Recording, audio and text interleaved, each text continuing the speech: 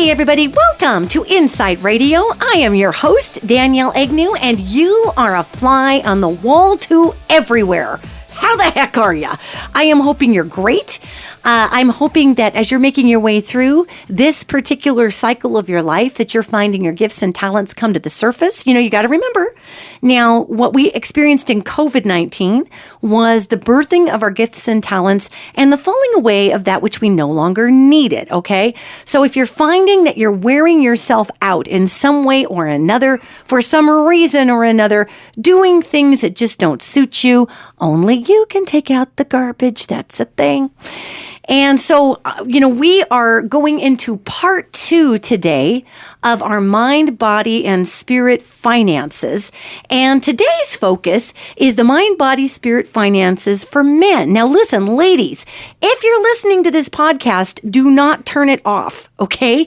Especially if you have males in your life that are very important. If you're married, don't turn this off. This is very important to us too, women, because we tend to not understand that we're not on the other end of this or that with a male-driven business model, blah. We have been, however, we're correcting that. So we have been in positions that have been challenging, yet at the same time, men have been in positions that have been challenging, and nobody talks to the men about being freaking challenged because, these poor guys, especially if you're a Caucasian man, it's kind of your turn to just deal with the, we kind of F things up for a while, thing.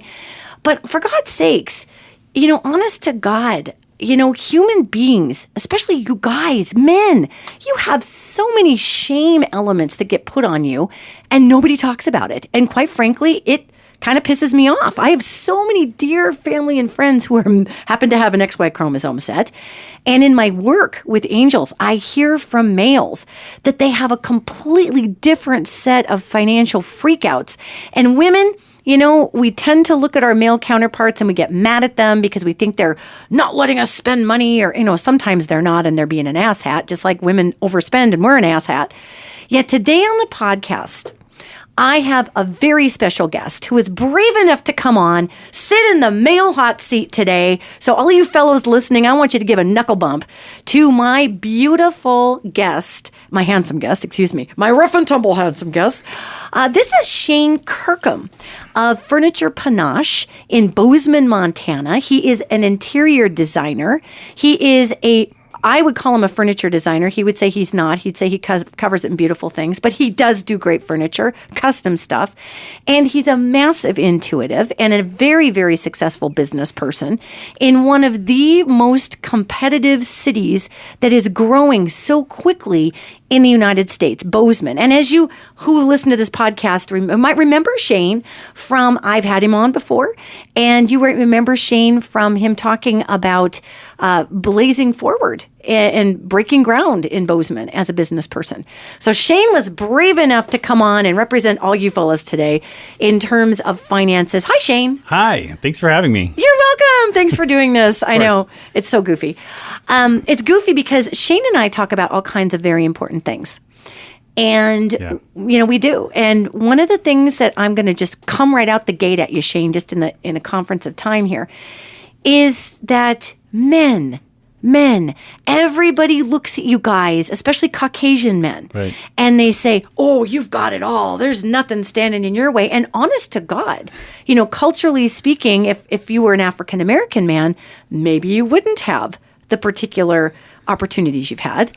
However, you guys also get saddled with, as a matter of fact, if you were an African-American man, you probably wouldn't have the opportunities that have been afforded to you. That's probably true. And so that being said, though, nobody talks to men about their challenges of mind, body, spirit, finances. So before we get started here, let's kind of back up a little bit and tell us a little bit about your background, because here you are in Bozeman, which is one of the highest income. What would you say? People make a ton of money. They have a ton of money who live there. Well, what's happened is, I think for the second time, they have hit fastest growth per capita in the nation. So you have the whole nation looking at us. It's a beautiful place, clean air, lots of outdoor activities. So to the rest of America, $550,000 for a house might not be too expensive, but for Montana, the average price is $230,000 for a house. And that's like what, a 2-bedroom, 3-bedroom? What is that? That's just a very normal house, and we've been going up 30% every 2 to 3 years now. Yeah. So we're going to hit $1 million. So it just is become this beast of a thing.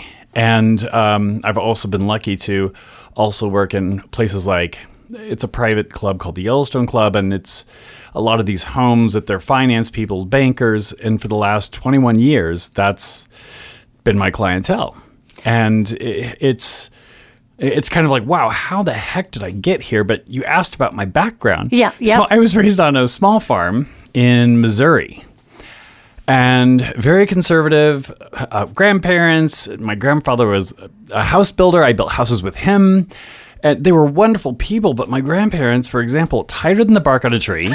Totally. I mean, seriously, like I remember leaving change in my bedroom and my grandma kept it until I came back a year later. I was like, really, this is 46 cents. I mean, that's how they thought about money, depression children. Wow.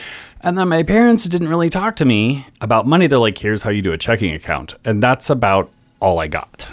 Wow. So I really didn't get the whole stock market was foreign. I'm like, what is a trust fund? I had no clue. And they don't really teach you about this in rural Missouri schools either. Right. You don't get any of this information. Right. So I'm kind of a go-getter, so I was lucky in that aspect, but still I had to kind of stumble to learn about money and finance and how to deal with it. And man, I hit several road bumps because I was just frankly ignorant. So I didn't know about it. You know, basically, you were raised on a farm. Yeah. Building with your grandpa. Yeah. Out in rural Missouri, and just doing kind of typical American white boy. Yeah, okay. Really. Typical American white boy. Here we go. So, and it's very important, and I want to point this out to you, Shane, why I'm so grateful to you for doing this today. I have male friends who are people of color. They're African American, they're Asian American, they're Native American, and they have all struggled so hard to understand money, to get financing. Especially the Native American friends I have are just invisible in Montana if they're trying to go forward and get financing. And these are males. So I wanted to put you in the hot seat as a Caucasian male. Like you said, the kind of typical white boy, middle America, whatever. Yeah. The kind of Clark Kent story here. And because you yourself have struggled, you've shared with me that you have struggled massively in developing your awareness of how money is an energy and not a thing. Completely. And there are two sides to how I kind of came to understand that. The first side is, well, my spiritual side. And not that Christianity is bad, but I needed to get away from that. Were you raised really Christian? Very Christian, very conservative, if you say fart, you're going to hell. I mean, extremely conservative. Oh my God, I'm like in the 12th layer of I hell. know, and now I dropped the F-bomb right and left. So things have changed. Right. But nonetheless, I have a respect for higher power, but my belief system has changed. And I think I allowed it to morph and change. And that kind of took me a while. Honestly. Right. And it's like, what does that have to do with money? Well, everything.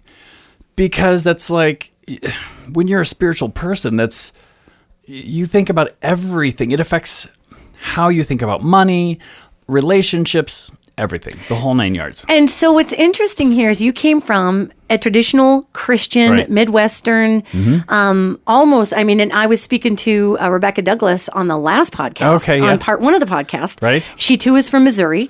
So isn't that weird? Right. And and you guys, she was explaining that the Mason-Dixon line was I-70. Was that what it is? It's right in there. Okay. And that if you're north of that, you're in the north. South of that, you're plantation owning with slaves. So you came from a place in the country that also, if we think about it from the perspective of right on that line of on one side of the line, you're making bank on free help that you've enslaved and you're killing.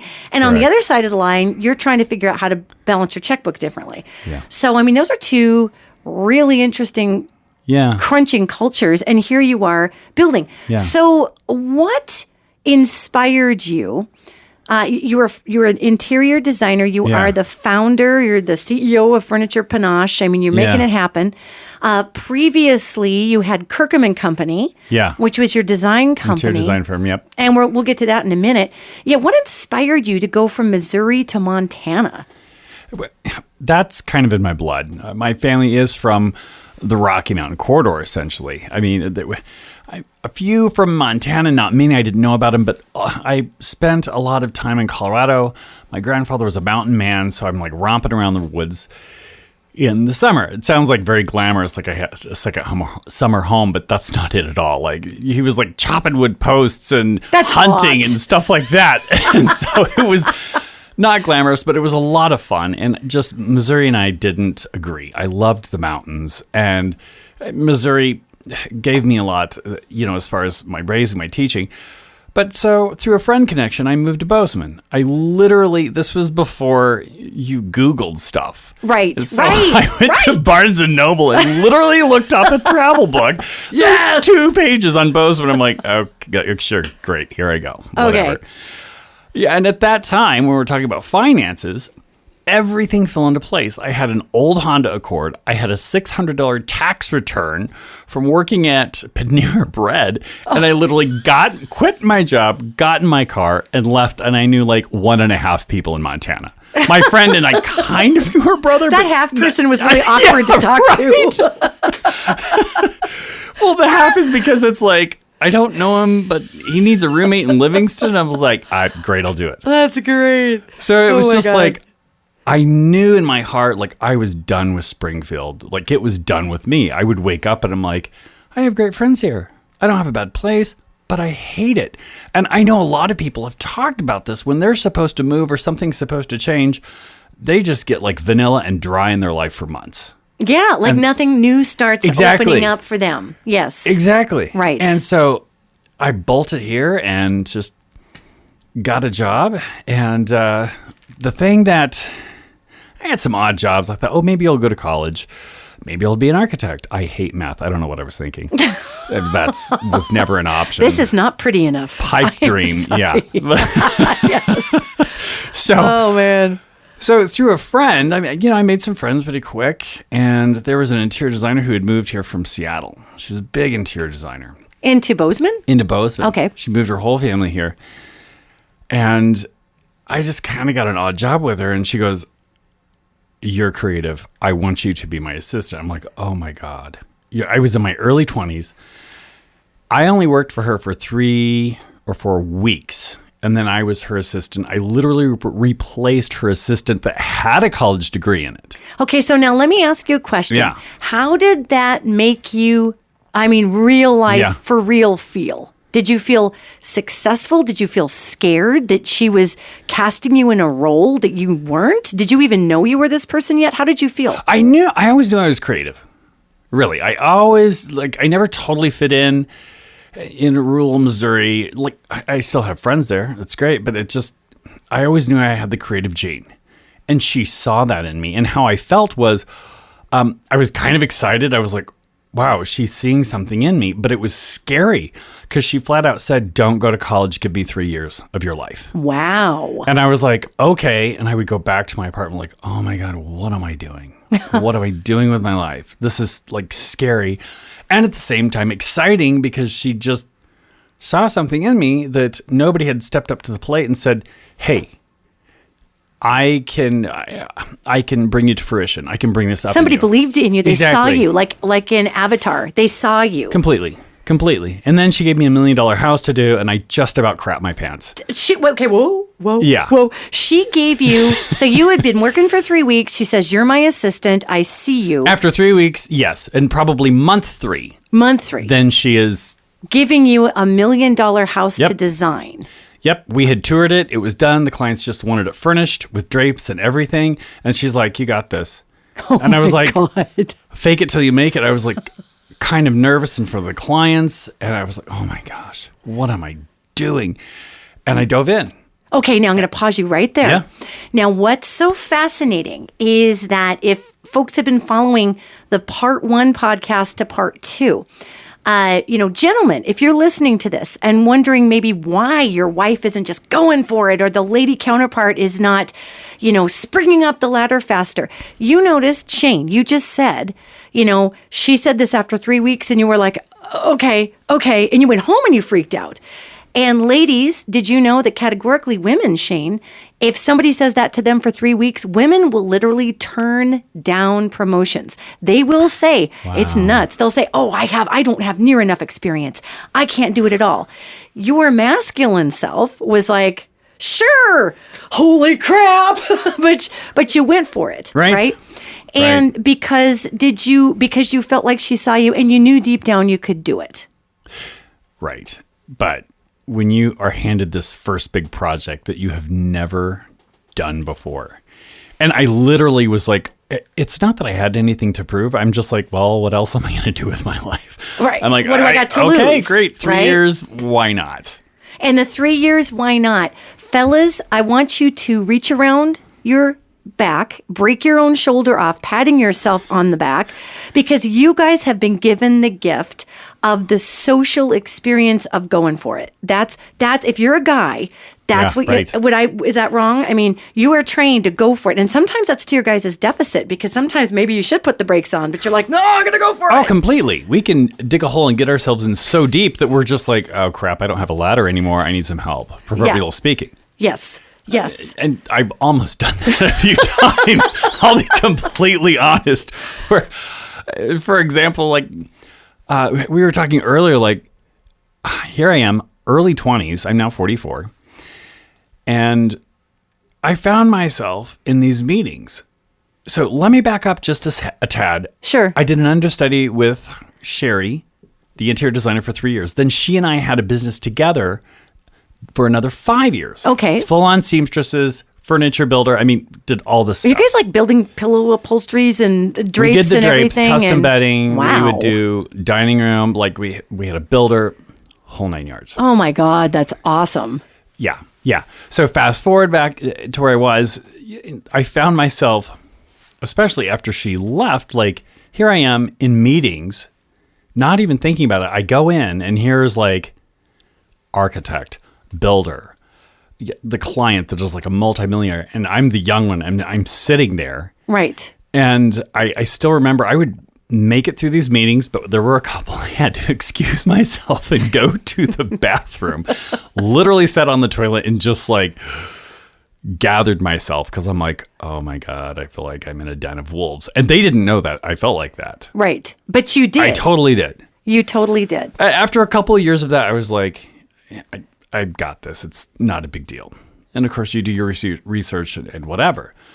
And at that time, the money had started to come in. But when you're doing that, you don't think about the money, because you're just like, oh, I have to finish this project. This is important. So you, from a masculine perspective, were not focusing on the money as much as you were focusing on the task at hand, the project, Correct. Whatever was set down in front of you. Correct. Now, for the masculine, you might find this interesting, and fellas listening who have women in your lives who own businesses, a woman will focus heavily on the budget and the money and be terrified that she will mismanage the money, because she knows she can handle the project. It's the money she'll focus on and wig out completely about.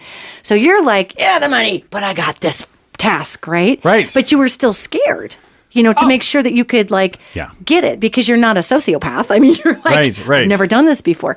Okay, so let me ask you this. How much in your background, in your Missouri, digging post holes, nobody really talked about money, super conservative background, how much did that play into the head trip for you going into work on multi-million-dollar houses? Oh, huge. I didn't get it until later, and I'll tell you why later, but I lived in a studio apartment when I could afford something way nicer. I just stayed there. I look back, I'm like, what the hell was I thinking? And finally, one of my friends, who was an architect, he's just like, you need you have to take care of yourself. What are you doing? He's like, you're going to the laundromat. You're going to live in a studio apartment, and you're doing $10 million houses. I was like, oh, right. So is that But I just got so busy, I didn't typical male thing. You get lost and you get focused on the task at hand. And I just forgot about those things, you know? So it wasn't necessarily coming from a place of, I was raised to be super practical. I shouldn't spend this money really on wasn't. others. It was just that you were so immersed that the rest of Exactly. it fell by the wayside. Exactly. Studio apartment, and yet I did have like a couple pairs of Prada shoes that I splurged. It's such a contrast. So bizarre. How beautiful. So I love bizarre. it. So when you were going through this transformation, I've known you for many years, Yeah. and I have Yeah. watched you be a brilliant designer, and you are a Thank you. brilliant intuitive. You're welcome. Yeah. And you did my space. You Yes. you interior designed my Danielle Egnew spiritual. Oh, that was fun. Oh God, that Yes. gallery was amazing in Bozeman. Yeah. And some of you who are listening to the podcast, if you go on to Facebook, actually, I do believe that the Danielle Egnew Spiritual Center Facebook page is still there, just because people have discussions on it. But there's beautiful pictures up of what you did. The front looked like Versailles. The middle of it looked like a freaking Game of Thrones set. And this was in a mini mall. Okay. Truly. I mean, You leased a space and you're like, can you make, I need a stage set. I need something over the top. I was like, hey, this would be cool. And you were like, yay, this is fun. Right. I love it. I got it. So, so kind of that's just for everybody. I just wanted to set up who you are, where you came from, some initial fears you went Yeah. through. Now we're going to take the wrecking ball and we're going to poke a hole through the floor and we're just going to go deep now. We're Love just it. going to drop it down. So when you first started Kirkham and Company, that's how I met you. You had Kirkham and Company, which was your own design company, Yeah. and you had people working with you and whatnot. And now you are the owner of Furniture Panache. Mm-hmm. And so at Kirkham and Company, what was the decision there to go from, why not just keep Kirkham and Company open and keep Furniture Panache open? Right. Well, to set the stage, from Bozeman to Big Sky is this very, very windy canyon road. And it's a 2-lane that handles the traffic of a 4-lane. Why is that important? A lot of my jobs were up in a place called the Yellowstone Club and in Big Sky. And you might have heard this, people. Justin Bieber has places up there. Who else? No, he was actually kicked out. Oh, was he? Oh, Yeah, the Justin Biebs. Timberlake has a place up there. Biebs got the boots. He did. He was like, God. no, you're not coming. I don't know why. I have no idea. But like Bill Gates, a lot of other movie stars. And it's a lot of the clients, my clients were just money managers and bankers, hedge fund, which will be important in the future, but in a minute here. But I got tired of driving that canyon all the time. In the winter, it's icy and nasty, and you're barreling up and down the canyon. And it was fun for 20 some years, and I did it. And I was very successful. And one day I'm coming down the canyon, I'm like, this is my 6th time up here. Literally 2.5 hours on a road. This is not like sitting in traffic in LA. No, it's very windy. This is icy. It's dangerous. You see cars slide off the road. I've been behind wrecks where people have passed. And you just sit there for hours because you're trapped. You can't go anywhere until they clear the wreck out. And after years of that, I'm like, wow, I'm spending a lot more time on the road than I want to. And also, as far as interior design, it became like 20% of the job. I became project managers. We were very good. Right. But literally, me and my assistants, we'd go up and I'd be like, this drain pipe has to move because we have sconces that go here. We need to get the electrician in here. And I'm picking grout color. And I'm like, literally, I could create a company out of managing projects, which is a total separate company that's not interior design. But I was doing both. Right. And I just got burnt out. My passion was like kind of bleeding out just a bit. Too much. So were you making good money? Yeah. Okay, so going through the hole in the floor on Yeah. this, linking the Kirkham and Company to Furniture Panache, one of the things that I would ask you, we're just going to pause that in that transition there, is with you making all this money, you felt a burnout. Yeah. What was your biggest fear at that point regarding identity, finances, because money's an energy. You just said you were burning out, so you're having all this money energy coming in, but it's draining you dry. Yeah. What was your biggest fear at that moment financially in your business? Oh gosh, am I going to make it? And what if I want to quit? And I was afraid to quit because I'm like, this is who I am. Okay, I'm going to pause you right there. That is the masculine. Yeah. I'm afraid to quit because this is who I am. Exactly. Right? Women will stay in that position. The feminine will say, I'm afraid to quit because everybody's depending on me. What will they think of me? And you're like, no, this is my identity, man. Right. So you were afraid to quit. Yeah. Because, oh my God. Yeah. And then, so. And also afraid because I'm like, have I lost my passion for interior design? Yeah. And it took 2019, the entire year, for me to figure that out. So there was that added on. And so with that added on, is that where Furniture Panache came from and is where Kirkham and Company kind of phased out, or? It did. I wanted to open a store that it's a very small furniture store that I could pull from, that I could do interior design, and I didn't have to do just high-end projects because Kirkham and Company was known for that. Right. And also something my name wasn't attached to, so even other designers felt like they could come in and order stuff through me. Oh, that's cool. Which has totally worked. Right. And, but in the process of opening Furniture Panache, I kind of got a sense of, okay, let's not throw the baby out with the bathwater. I still want to do interior design. I just don't want to do these massive ground up projects anymore. It's not glamorous. I even had friends where there is this pressure for men. There we go. To keep this appearance, this pressure from men, like, you're not going to work in the Yellowstone Club anymore. You're not going to do the $15 million house. You're not going to do. Oh, really? What are you going to do? And I kind of had a little freak out, like, oh my gosh. And literally, I didn't say this out loud to myself, but I look back, I'm like, this is my value. So you felt your value is that identity. And Exactly. You said, for men, this pressure is, how did that make you feel? Was it disempowering? Did it spin your compass? What was it? I kind of went into a little bit of a depression. Like, I stopped taking jobs. I didn't know what to do. And the weird thing is, I had went to Paris not long before. I don't know how I squeezed a vacation in there, but I did. Good for you. They don't ask me the word, but they actually have a word for changing your occupation. It's a normal thing there. And so when I started talking about this, with a couple of people over there, I was like, oh my gosh, I, especially as a male white American, because we have drive, we put ourselves in a box. Like, nope, this is the label and it's tattooed on us. And I learned it is not tattooed on me. Wow. So all. did that? Okay. So, and I love that you said that as this white male American, we're in this box. Right. And do you feel once you went to France and you saw that there was another way, that money flowed in a different way, that identity flowed in a different spiritual way, how claustrophobic that as a man did that make you feel coming back into that box? Oh gosh. Yeah, well, first of all, the fact that I had to go to another country to figure this out is just kind of disturbing, but not everyone has to do that. But literally, I had to remove myself from my own country to figure this out. Yes, we're going to circle back to that because...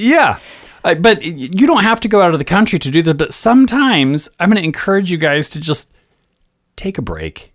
Maybe it's a camping trip. Maybe it's... I don't know if going to Vegas is the best idea, but hey, whatever. But remove yourself from the equation of your life. Stand on your own. Give yourself permission to not have to answer your phone, not have to answer your email. Tell them you have the flu, for God's sakes, and be gone for 5 days. I know it's hard in this day and age, but literally that's what I had to do. And then I started to think and feel, and I realized, wow, I have the option. And I started realizing the emphasis we put on money, the emphasis we put on the nicer home, the emphasis we put on, I drive a Mercedes, on having the nice car, everything. That's very American. You got to have the best of everything. And it's not necessarily anything wrong with it, but when it starts to hurt you, when it starts to pull you back from your spiritual life, when you start to be unhappy and you don't find value in your work anymore, it's not worth it. And when you're talking about having to leave the country, be and come back into your own culture. That, you know, in the last podcast, I was addressing women and saying, ladies, I realize that yes, we have to have our Me Too movement. We have to hold men accountable where they need to be held accountable. We have to speak up for the voiceless and all these things. Yet let's stop the blame game, because we are half of society and we've got to change our half so you guys can change your half, because we share the role of trying to make this thing evolve, right? Yeah. So with that spoken, you said something that really made me think, as this guy coming back in. Yeah. When you left, before you realized you were in this weird American box that was bizarre. Right. And what's so funny is women will get caught in the same roles, Shane, but it will be the mother, the caregiver, the nurturer. Who am I if I'm not these people? And women will get stuck in that, and it will be just a soul killer sometimes, because they give away their identity. So they women get stuck in their own American box. But what I want you to address here from a guy's perspective is what kind of, and we're gonna poke a hole and go a little deeper. So here we go, going down the Mariana Trench of feelings. Okay. Here we go. What kind of, did you bear at any point during your depression between Kirkham and Company and Furniture Panache, because we're dealing with money energy, did you bear any shame in that? Did you encounter any shame that you brought from this upbringing of overbearing money messages or whatever? Yeah. Oh, totally. And a big thing is, like, I don't come from a wealthy family, so I was a successful one. So then there's the pressure of, and not a single family member said, you need to be successful for us to have value in you. So that was just something that was out there. It was in my head. I was just like, well, they have this expectation of me to live a certain way and drive a certain thing and just whatever. And I hit a wall, and I'm like, wow, this is all me.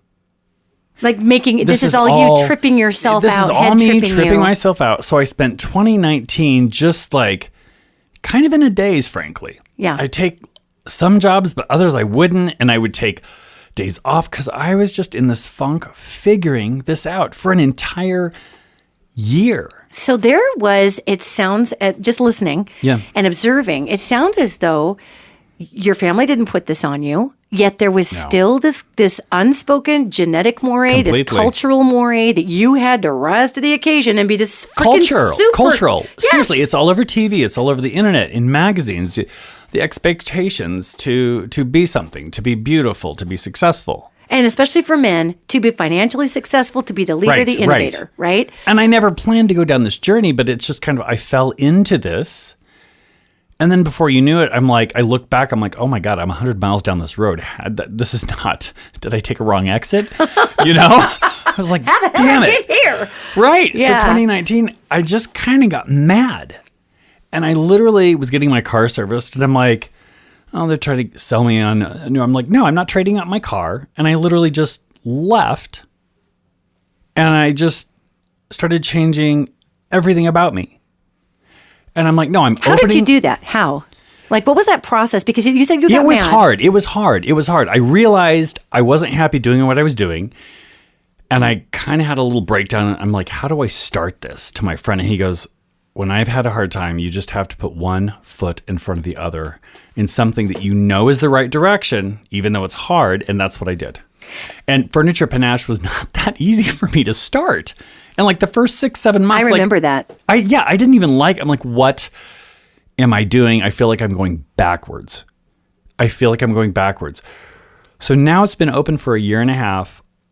Oh my gosh.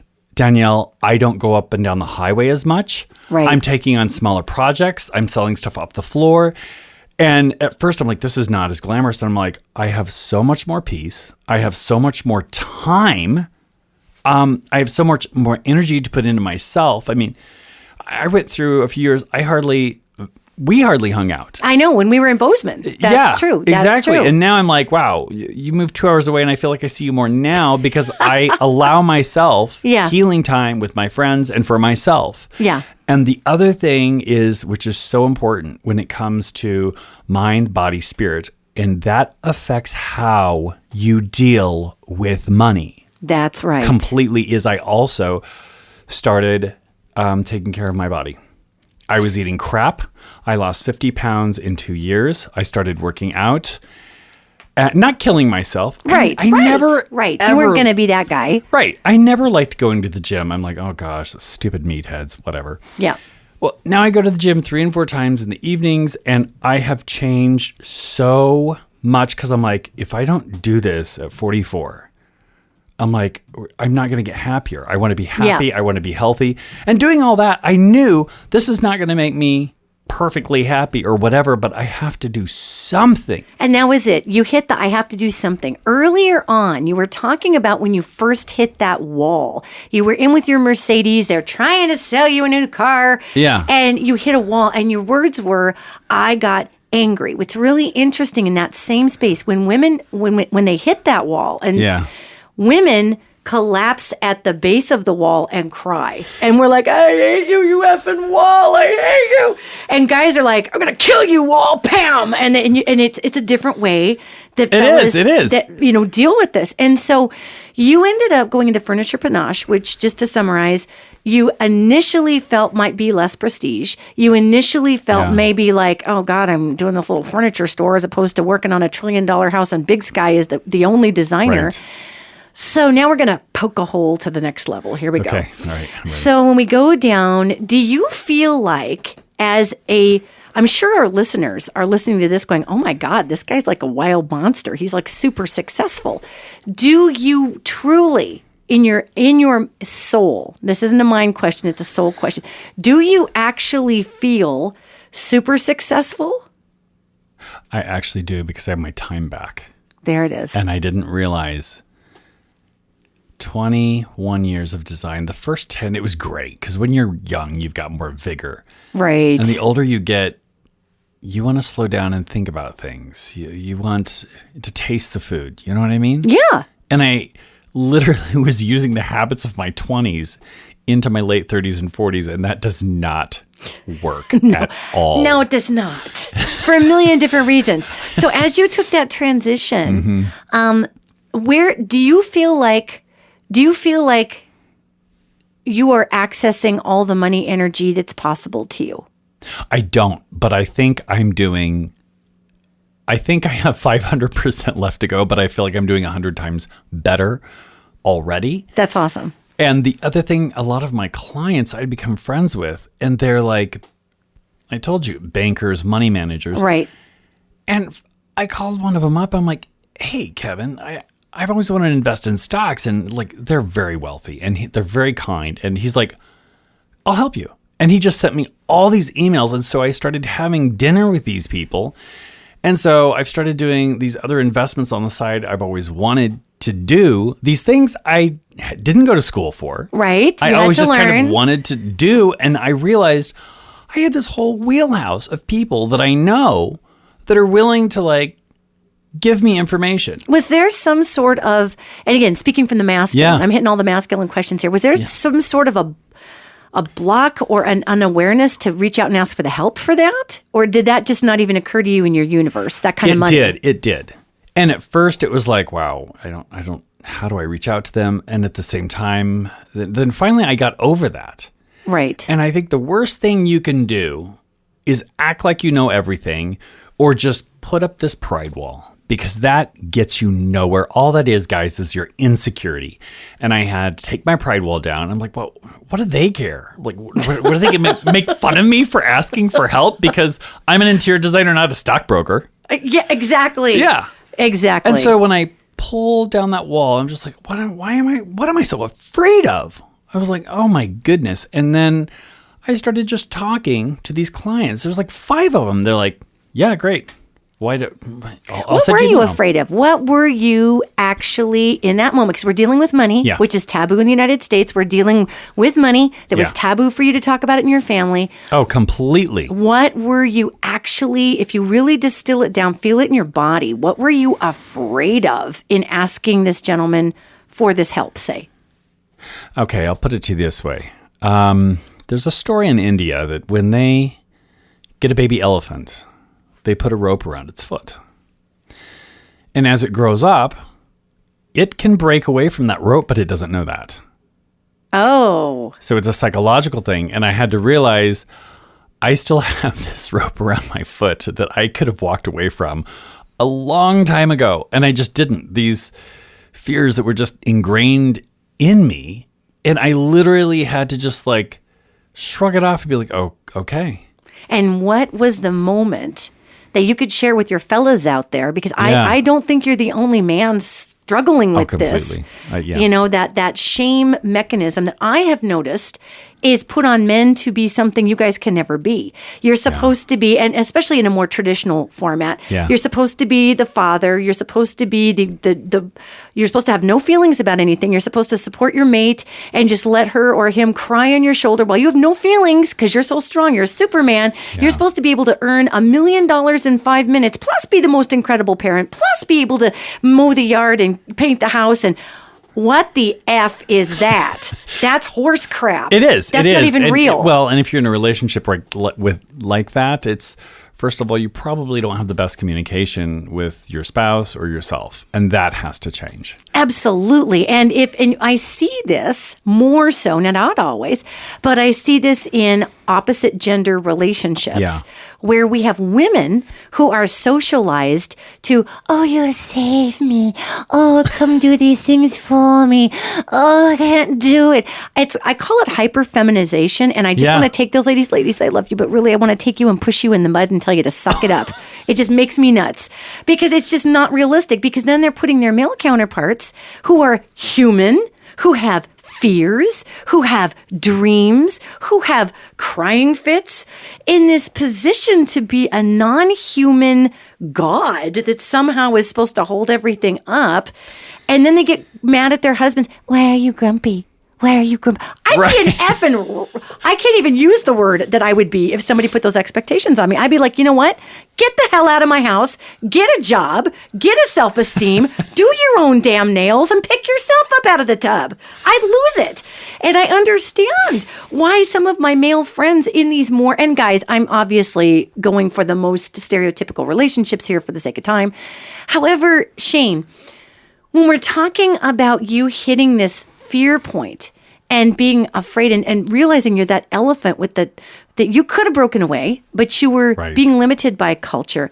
And you said, I just shook it off. Now, here we go. Poof, here we go. We're going to the core of the earth with this one. We're going down, man. When you talk about shrugging it off, there obviously was some sort of recognition of a modality that no longer worked for you. Yeah. And you may not have recognized it in the time, but just in our discussion right now, in hindsight in the rearview mirror, how would you tell our fellow guys and the ladies listening trying to figure their guys out, okay? How would you tell them what that moment of recognition, because shrugging it off, I mean, I get what you mean, but what did that actually mean? Did you have to suck up your pride? Did you have to flush your shame down your toilet? Did you have to talk to your inner child and yell at that inner child and say, look, buddy, it's my understanding that you didn't necessarily have always the most supportive childhood in certain ways. So, I mean, what did the shrug it off actually mean? What was that process? Oh, gosh. I really had to focus on myself. It was a couple of road trips and hiking trips that I really had to really look at myself and like, okay, what do I want? What is valuable? And a side effect of that is I did lose some friends because they really saw material things as valuable. And we don't want to lose friends. We don't want to walk away from the image or from that. And like, I didn't flip them off or anything. It was just kind of like, we had different value systems. Yes. And so that was not easy, but when you make those changes, you just have to look at yourself and realize, what is it that makes me happy? What makes me value life every day?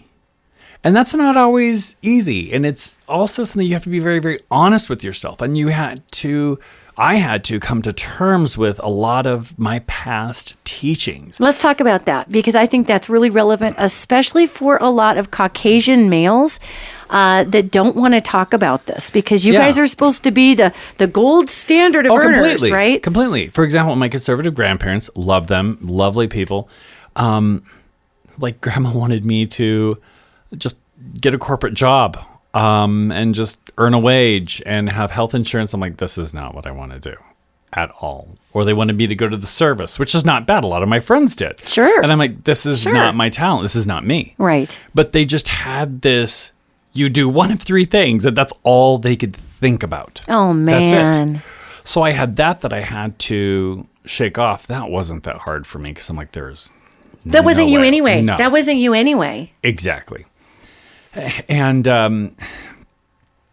anyway, so yeah, the expectation around that, oh man.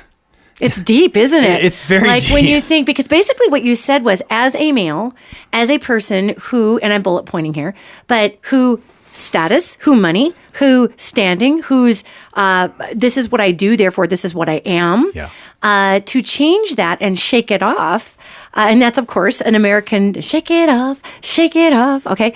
American term there, yet it also meant that, like you said, you lost friends. You lost friends. Were a lot of those friends males who were also on a money track? Actually, all of them were males. That's the thing. Oh, no. And there was a couple of women, but they were only attached to a couple of the males. So they were other males that were like identity-driven, money-driven, blah. And when you didn't hold that same spiritual value system, they couldn't relate? Right. We couldn't have a conversation unless it had to do with success and achievement. And like literally, like, wow, you have not that I sit around and read Aristotle in the evening, but I'm like, I need something a little more stimulating, guys. This is not working for me at all. Oh my God. And so so I'm going to now we're going to open up the Shane file here. Okay. And I've known you many years. And you were a dear friend. And the reason that I brought you on this podcast today is because I knew you would speak honestly about the struggles of being male and trying to deal with money and the consciousness therein. So we're coming up on the last fourth of the podcast. So I really want to focus on the spiritual aspect of coming for males, because we talk about money. Now, money spiritually, and we've laid this out very differently than when I had Rebecca Douglas on. It took a very emotional course through the money. And it's been emotional, but it's also been very process oriented. So I think that that's a really big difference in how males break things down. Oh, completely. It's a process. Yeah. Right? It's process. It's to here, to here, to here. Right. And so if you're listening and you're a guy and you're listening to Shane going, well, crap, that is me coming and going. And maybe I just didn't do the part where I give up my a-hole buddies who I really haven't gotten along with for 17 years. But who am I going to be if not the guy who's the butt at the jokes at the end of the bar, or the guy who, and that's hard, right? So moving into the spiritual, Shane, some of the amazing changes that I've seen you take on have been really personal changes in dealing with aspects of self, in dealing with health issues. And it's up to you how much of that you want to disclose. Yet I think it would be really liberating for a lot of fellas out there who dive into some really dark, dysfunctional places in order to deal with the feelings they have. Like maybe they too much porn, or they drink too much, or whatever. So talk about some, if you are willing, because we're talking about completely. Money pushes us to do weird things. What are some of the emotional and spiritual landmarks that you've come upon? What did you realize about yourself, especially with money, especially with identity? Right. What'd you realize? Oh, I totally was like eating unhealthy, drinking way too much. And then you feel like you need to go to these social events, which is weird because one of my friends who worked for a corporation, nothing to do with interior design, he was in the same boat, my friend that lived in Omaha.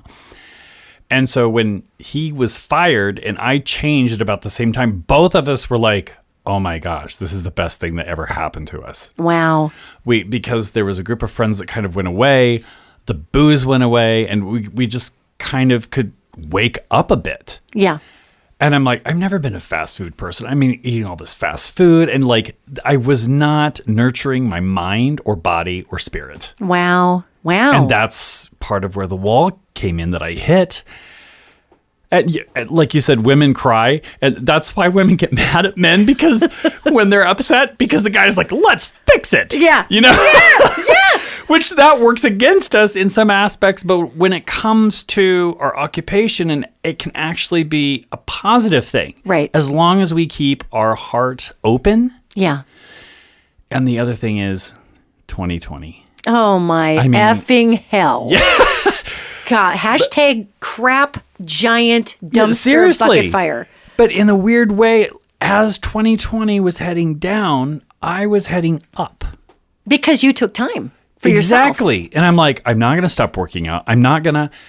And no matter your political views, like I literally had to stop watching the news. I'd get tidbits and research enough for me to vote locally and nationally, and I did that. But I had to remove myself. Yeah. I removed myself from Facebook. Good for you. Because it was part of that. And I don't think it's bad if you still are on Facebook. Right. This is an individual journey. Right. But for me, I was getting so caught up in, look at the house I did. And then there were these other random political posts that I'm like, oh my gosh, they're not researching what they're posting. And it was another part of that addictive stuff that we do as human beings because we take in everything that we're fed. In America, we sure do. Yeah. Yes, we do. And I had to start limiting myself, and I had to become a healthy human being.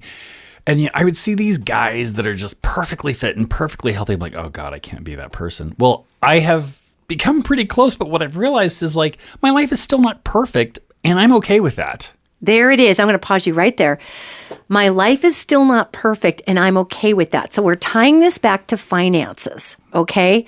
Now, we were talking earlier, before we hit the studio, about you said you could feel money out there, but you just weren't sure. Like there was like a block or a something. And I'm bringing this up to say, look at all the work that you've done, right? And we've laid out this bullet points of this incredible journey that you've had, Shane, all right? And so this money is up above your head. Yeah. And where would you say in your body that because you're talking about, hey, I'm okay that I'm not perfect. Great. That's step one in getting that block out. So where in your body is that block between accessing all of the prosperity that's attached to multiple, and I got to back up just a minute. Women, when they are dealing with business, will have we'll keep 100 things going at one time. We are multitaskers. We'll have a whole bunch. Dolly Parton has a million different things under her main category. Yeah. That keeps going. Gentlemen, they will be like, okay, I had this thing, phasing it out, focusing on this thing. Neither one is right or wrong. It's a different way of directing energy. So you phased out Kirkham and Company, you went into Furniture Panache. Rebecca Douglas has 4 different businesses that are all operating at one time. You both are highly successful business people. So let me ask you this question. With all this money over your head, where do you feel the block is in pulling all of the rest of that prosperity to you? And I'm using the word block just because before we hit the studio, you mentioned the word block. Oh, geez. Like I said, it's the rope around the elephant's foot. And it's a big part of your past. And I think sometimes we don't realize how much the past sticks with us. Yes. And how much value we put on that. Because, I mean, that's a big part of our childhood. And we think, oh, just because I moved away, I've lost all that. And I had to take that year to kind of realize some stuff about myself. And as a guy, sometimes we don't reflect enough. We think, you know what? I'm getting in the tank. I'm going to barrel through the field and take care of this problem. And sometimes we need to stop and reflect before we batten down the hatch of that tank and barrel forward. Yes. And that's kind of what I had to do. It was kind of like 2019, I said was my year of pause, that it was like the dog chasing the car and the car stops and the dog's like, oh, what do I do now? I was the dog. I was like, oh, crap. Oh, my God. You've removed my automatic purpose. Pretty much. What's happening? Pretty much. So with this modality in mind, okay? So it's the block. Yeah. Because I see all this money over your head. I see millions, and you make good money, don't get me wrong. Yeah. I see millions of dollars over the top of your head. Completely. So let's take this a step further. And I put Rebecca in the same hot seat. So what do you feel is your biggest fear in moving forward to access all of that money? Is it, I don't have enough avenues? Is it, I can't manage it? I mean, what is the fear there to access all that money? Oh, gosh. Sometimes it's taking the first step towards something brand new, because you're used to that certain specific title, and now it's gone. And it's taking that step towards a new job, towards a new investment that you've always had a hunch about. And sometimes you're like, I can't go off of a hunch, but yet you've had it for a decade or 5 years or whatever. It's like, why can't you? And with you, and just ping-ponging back and forth here, so the hunch, right? And it's taking that first step forward. When I spoke to Rebecca Douglas about this from a feminine perspective, she said, we're walking through, and as women, we're waiting for someone else to make the path for us, another woman, somebody, and if there's nobody to make that path, how do we go? So isn't it fascinating that we're talking about the same thing in two different applications of spiritual and sociological shame harnessing. So what I would ask you then, I would ask you this, is what do you fear about, you're saying not being sure which way to go. But I'm going to take this a little farther. Shane Kirkham, I happen to know you're a wild intuitive. I happen to know that your gut is insane. You and I have gone ghost hunting. You and I have done antique breakdowns of what's the energy on the other. Read geological areas together. Absolutely. Yeah. We totally have. You are a massive empath. So what would be the fear then in listening to the gut? What is that fear? Oh gosh, like I said, the old habit. I mean, really, it's the old habit you have to shake off. We're incredibly spiritual beings, and we don't connect that to success and money. That's where we're going. We're not taught that is literally their parallel, and they work together so well. Talk about my furniture store. In 2020, I opened it, and of course, COVID, and it died. And I'm like, I don't care. I need to fill this up with furniture. And I kept going because I was like, I know I'm supposed to do this. Right. I literally started connecting. This is not going to make me millions of dollars, but I just knew intuitively, no, I am supposed to do this. Now, if I wouldn't went through 2019, I wouldn't have that intuition. I wouldn't have grown enough. So it was listening to yourself that gave you the confidence to trust your inner voice over the modeling of societal expectation. Exactly. Okay. So it was closed for months. The store? The store. Okay. Furniture Panache. Because of COVID. And in a weird way, part of me was worried, but if I would really tune into my spirit, it was just like, it's going to be fine. Don't worry about it. When COVID lifted in 3 weeks, I sold 80% of my floor in 3 weeks. Holy crap. And I was scurrying to get furniture in. And literally by week 4, I kind of sat back. I was like, I listened to my gut. And it worked because I knew, and I didn't tune into the news. I don't mean literally to the news. I mean, what the American dream is telling you. I listened to my gut and my intuition. Now, and that's not to say that you shouldn't crunch the numbers and be educated about it. Sure. But you need that happy medium. You need your calculator and your spirit to connect. And the way to do that is this is why I'm so glad you're joining me today for this. And just in the very end of this podcast, I want to make some parallels for people.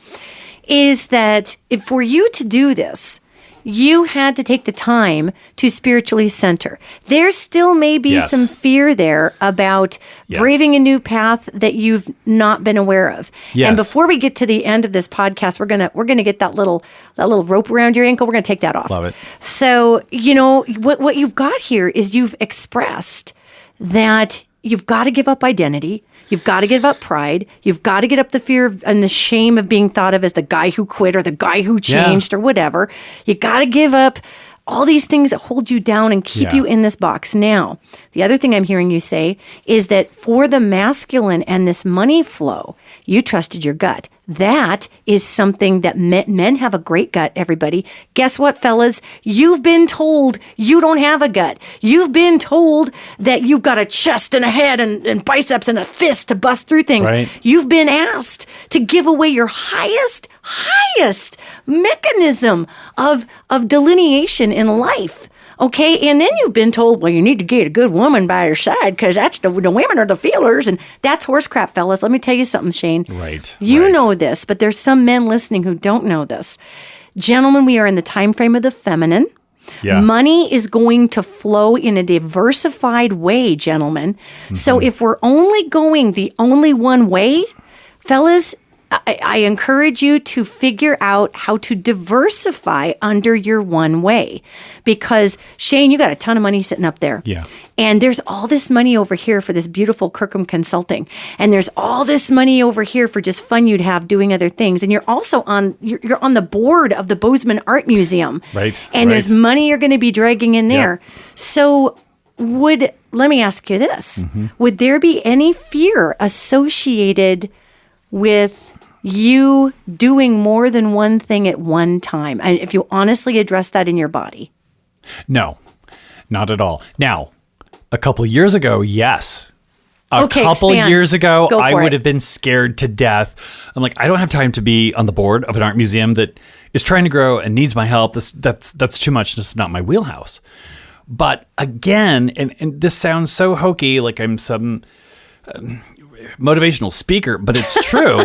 Like changing your diet, exercising, like spiritually, you can tune in so much better when you're healthier. And that's not to say you're going to have bad days or have the, one-off burger once in a while. That's fine. Don't beat yourself up over it. But I can't stress that enough. It wasn't just one thing that I did. It was the layer cake. There it is. It was the meditation. It was the eating healthy. It was the exercising. It was the entire package that brought me to where I am today. And I knew I was intuitive and spiritual. But when you put crap in you, you can't tune in. And when you you need to be able to. And especially as a man, we have a lot more power inside of us than we ever imagined that we had. And if you can tune into that, but you have to do it with balance too. You have to do it with balance and give yourself a break. And like Danielle, you just said we're in the time of the feminine. Some men are like, well, this sucks for me. Actually, no, because we've came from this time where men were not allowed to communicate. Well, that's the number one reason you have relationship problems, divorce, bankruptcy. Yeah, big money, weird problems, exactly. Gambling. It's communication. And this is allowing us as a man to communicate better. I mean, come on, that can help your bedroom life too, really. Come on, guys. Fellas, let's remember our priorities here. So Shane also, I mean, really, we gotta keep this. It's about finance. So I would tell you this too, as we go through this, Shane. So here is this one in just the last few minutes we have. Here's the one little velvet, barely even attached little thing around the elephant. Yeah. I want you to feel in your intuitive self that you have developed over this time. You took the time to do it. We are in the feminine time frame, the time frame of grand diversification, where all of our gifts and talents get to be seen. And that might be hard for some men listening because you're told you're only one thing, which is not true, right? Completely. It's not true. Completely. So here is this money. And what is the feeling? Where do you feel the money coming into your body if sometimes you're having fun with Kirkham Consulting and you're helping people with complex business problem or project management, but only on things that you love. And sometimes you're over here having so much fun with the art museum. And then sometimes you're just selling some killer furniture that's just fun to do. Yeah.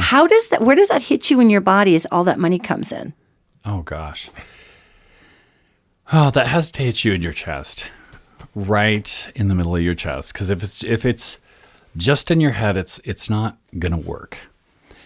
And that's where you feel it. Yes. Okay, yes. so in your chest. This is what I said about your heart and your calculator have to be connected. You use your mind for logic, but your heart, you have to include it in these decisions. So and we're not taught that. No, you guys are not. I didn't mean to step on that. That's vital. An important point. It's so vital. When I learned that, it was kind of an aha moment. And it doesn't make life perfect, but my God, it makes it so much better and so much more valuable. It really does. And it helps things to go more smoothly. And sometimes I don't know how, but just the place that I am, I'm like, oh my God, I have a busy day. And by the end of the day, 2 years ago, I would have been fried. And now I'm like, okay, I'm a little tired, but I am so satisfied. I had a board meeting. I sold a sofa. I did some consulting about a new project. And I'm like, wow, I feel great. And I'm not taking on stuff that I don't want to do. And that, too, Women's biggest complaint, our biggest battle cry is, I don't have time for myself. I have to be the wife, the mother, the caregiver, the this or the that. And it's true, ladies. That is something we need to stand up for. Yeah. That being said, gentlemen, you give away yourself in the name of these principles that we talked about earlier to avoid the shaming if you are not this guy. And so... One thing I have to add in, I mentioned I started exercising. It was about 3 years ago I started this. My main assistant, Sarah, she had to learn.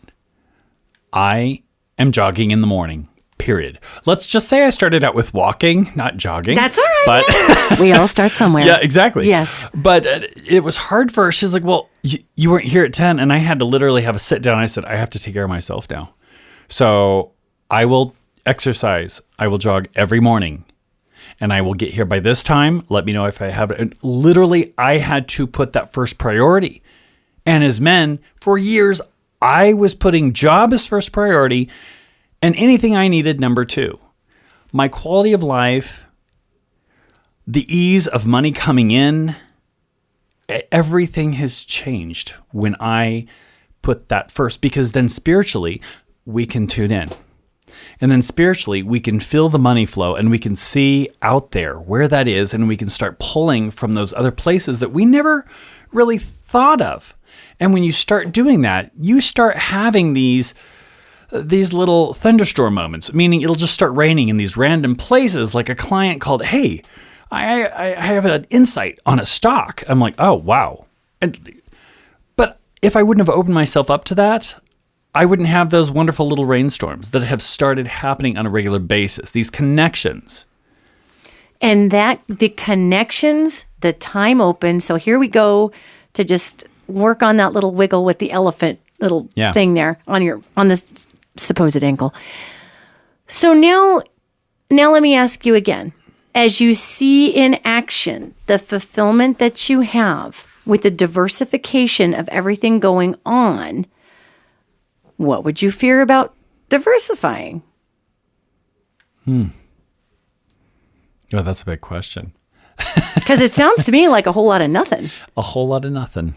And a whole lot of nothing. Where does that money feel like does it feel like it's flowing in now? Does that it feel? Does. It completely does. What it feels like now, and again, this has been about a 3.5 year process for me. I feel like I literally have money waiting for me to go and open that door. And that's what's happening. I'm in this room full of doors. It's got 100 doors. I'm at door number 5. And every time I open a door or take a new opportunity, it's successful. And it might not. Some might only make me a few grand and some might make me more. But the ones, it's about, you have to keep opening doors and you have to keep connecting with people, because it just grows. And that comes from the heart. It comes from the heart. It comes from feeling. Yes. And when I said, I don't care, I don't need the biggest house, I don't need the newest car, when I gave that up, it was a game changer. And then success came easier for me.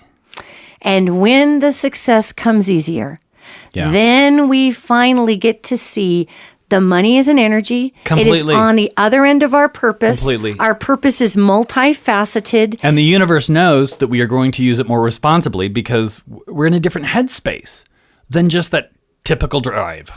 Exactly. Shane, I am so appreciative of you coming in and letting me kind of ask some questions that, could be a little exposing.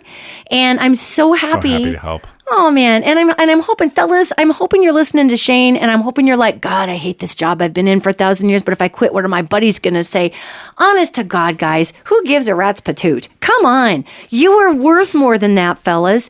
I recognize that in this time frame of evolution and in a healing, we are all trying to come together and bring society together, and we can only do that if we bring ourselves together. Money divides families, it divides people, it puts fat on people. Rebecca Douglas and I in the last podcast in part 1 talked about how it can lay up, especially in women's bodies, all kinds of fat. Gentlemen, you'll gain it right in the gut. Your stomach, your belly button is the sacral chakra. That's who you are in the world, okay? And you'll see fellas with these big guts out there going, I'm just stuck in this box, Shane, that you didn't know that you were even in until you went to France. So everybody, just in summary here, Shane, you are amazing. You have many different ventures. So I'm going to give people opportunities to reach out to you, okay?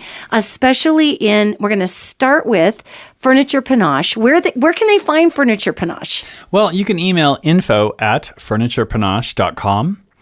And I'm right in Bozeman, Montana. And my design firm, you can email it shane@kirkhamandco.com. You can look me up. Just Google me in Bozeman. It's pretty easy to find me. And you're on Instagram. You're on, I'm on Facebook. Furniture Panache on Instagram. Yes, and I have a Facebook page too. And if you love aesthetics, if you love beautiful things, follow him. It's fabulous. And the other thing too is you sort of have this side gig of just putting together projects, project management and whatnot. And my guess would be people consult with you to see if it's a good fit. How would they get a hold of you for that? Again, email me at the info@furniturepanache.com, because that is so far word of mouth. I'm growing that. That's one of the male things. I'm getting my confidence up. Now that I've had this podcast, I'm like, well, crap. Maybe I need to actually get a business card, because I actually have clients. So... But and busted. That right there is the time frame of the feminine. It's like, oh, look, another thing birthed. Yay! Yeah. Okay. Shane, thank you so much for being on. Thank you so much. If we can help anybody out there, this is the time in the time frame to do it. Absolutely. Everybody, Shane Kirkham, and listen, think about what he said. For all you guys out there, reach deep and find in you the places that you can challenge yourself to get outside, for all of us, those sociological paradigms that strip you of your base real purpose in order to wear the identity of a larger machine that's already crashing down around us. Let's not do that, fellas. You're worth so much more than that. And ladies, if you got guys in your life that are struggling in this area, give them some latitude, give them some room to kind of just get their groove, because you know how we're changing, girls, and we're finding all this power and we're finding all this voice.